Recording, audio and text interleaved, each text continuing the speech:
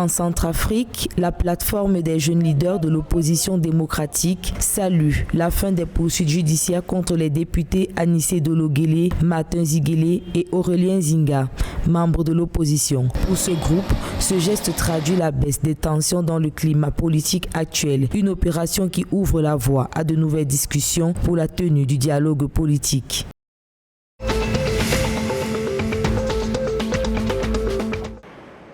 Au Tchad, l'organisation des bureaux de soutien du mouvement patriotique du salut, MPS, a organisé une marche de soutien au Conseil militaire de transition et d'encouragement au dialogue national. Pour ce parti politique, la mise en place du Conseil militaire de transition a permis d'accentuer la sécurité sur l'étendue du territoire. Rappelons qu'initialement prévu le 15 février, le dialogue national au Tchad aura lieu le 10 mai 2022.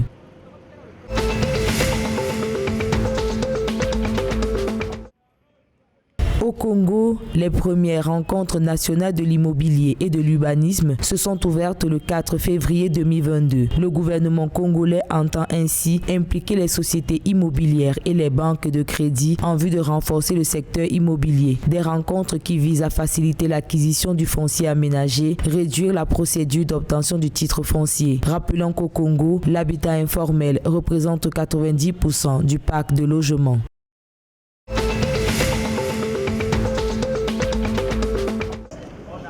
Suite à de nouveaux cas de grippe aviaire dans l'ouest du Cameroun, le ministre en charge de l'élevage, le Dr Taïga, a institué des mesures urgentes, notamment la mise en œuvre des opérations d'abattage sanitaire d'urgence dans les foyers identifiés, leur destruction par incinération et enfouissement sous contrôle des responsables des services vétérinaires avec l'appui des forces de maintien de l'ordre. Des mesures qui visent à préserver la filière avicole locale qui peine déjà à se relever des épizooties de grippe aviaire déclarées dans le pays en 2016 et 2017.